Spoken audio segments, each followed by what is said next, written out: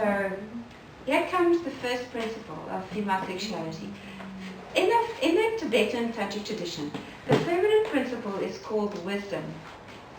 Wisdom is a state of being. It's a state of being. It's not about doing. The masculine principle is skillful action. Right. The wisdom principle holds the bigger picture. The feminine she feels everything on all sides. I don't know if you've noticed that when you make love. We feel everything. Mm-hmm. The men can just be focused here, that's enough for them. But we feel everything, we hear every sound. So also that's symbolic of the nature of the feminine. The feminine is the deep intuitive that senses everything, that can open to the mystery. And so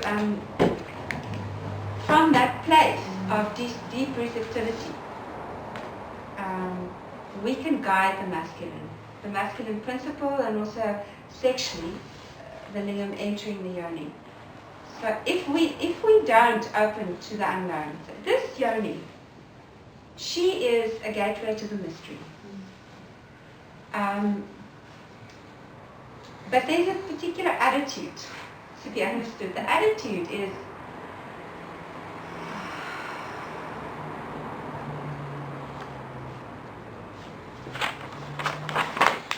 just a deep letting go, a deep surrender, a deep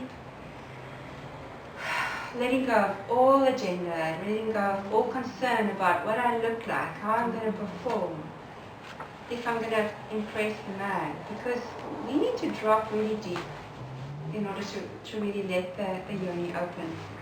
And so then, I like this image of the yoni being like a lotus flower. Mm-hmm. And when she's closed, when the sun sets, this lotus flower closes.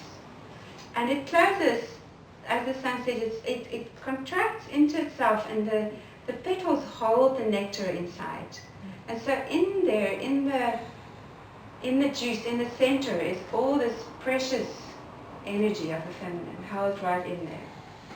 And so you can feel that in yourself right now as you're sitting there by just contracting your PC muscles. So the PC muscles are the muscles that we use to withhold urine. So just as you're sitting there, just contract those PC muscles, and you feel the yoni closing up, because the perineal muscles run across the yoni and across the anus. So that whole set, there's 8 sets of muscle bands that run across the yoni and across the anus. So closing here, we contain the energy in. So also in our sexuality, when we close those petals, we're basically drawing the sexual energy up. We're drawing it up. In the old paradigm of sex, it was all about getting it out, right? Mm-hmm. So the man wants to get his ejaculation out. And we also want to have our orgasms contracting into our bodies, holding our breaths, and the one big release. I mean, that is beautiful, but it's just a taste of what's possible. And so the natural state of our sexual energy is that she wants to, feel the holding there, but she wants to move through our whole body. That energy wants to move through all our chakras. It wants to wake up everything. And that's the natural movement of our sexual energy. Why don't we know about this? Because we've had 5,000 years of patriarchy, we've had societal conditioning around our sexuality, and we've got our own patterning, which blocks our chakras. And so a lot of the work of Tantra, the work of waking up, is to let go and to unravel whatever is in the way of that energy flow. It's not about forcing through. It's never about forcing. It's about allowing. It's about opening up to what wants to happen, to what already is instinctively there. And so here's this beautiful flower, closing, contracting into itself, holding this juice. I don't know if any of you have ever felt that when you do that, if you contract your PC muscles, it can be very juicy and quite lovely, beautiful sensation. And so that's the nectar of holding. Then, when we relax those muscles, this beautiful flower opens up, and her petals start to taste the sun as it rises in the morning. Starts to taste the dew.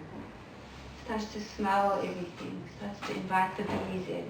And she's got many layers. She's got layer upon layer of delicate, sensitive, dancing energy that just wants to keep on folding open.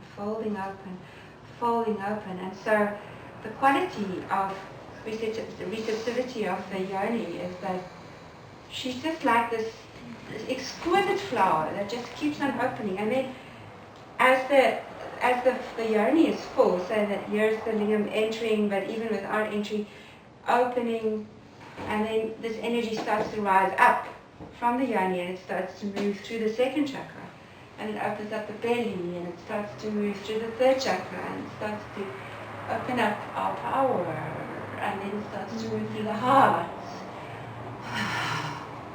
and it opens us to unconditional love. And then it starts to rise up through the body and it takes us into this movement that in Tantra is called sky dancing. That is the literal translation for the word dakini. And sky dancing happens when the heart kind of flings open, when the sexual energy just takes your body. And at that point, there's a deep surrender. There's no more going back to some kind of personality experience at this point. Because if it hits your throat, its throat is not my will but thine. Now you're going to start morphing and transforming and looking like you won't know what you're going to look like. You might look like in various encounters I've had men say to me that I've started to change age significantly, get really young and then look really old, look like a hag and then look like a young girl, or move between expressions so that I'll look like a wolf, look like a witch. My physical appearance changes completely because the attachment to form drops away. And so that form can become more fluid and can express however it needs to express right now. And so my relationship with my own body as a woman is like that. In the years that I was in my wilderness years, I aged significantly very quickly, and my teacher said, well, clearly that's what you need to look like. You need to look older because existence needs you to look older. And so it's a very different relating to what we look like. Because it's not about, we start to feel as that energy moves that it's, we are not who we think we are. And so here the petals open up and they open up and they open up into the third eye. And then we start to smell states of consciousness shifting in the lovemaking, smelling when new levels of awakening are happening in us or in our partner. Hearing colors, those kind of crossovers of sensations start to happen, deep intuition, deep guidance, and no self. It's like, oh, this is really interesting, this is moving through me. And then finally, the Crown Chakra, and the greatest orgasm that anybody could ever want for is the orgasm of the crown opening. Because it's just a deep immersion in oneness. And so your lovemaking can be a profound meditation of awakening. The difference between conventional lovemaking and lovemaking as an opening to awakening is that in conventional lovemaking, we're trying to establish a bond between the two of us, you and me. And it's about us.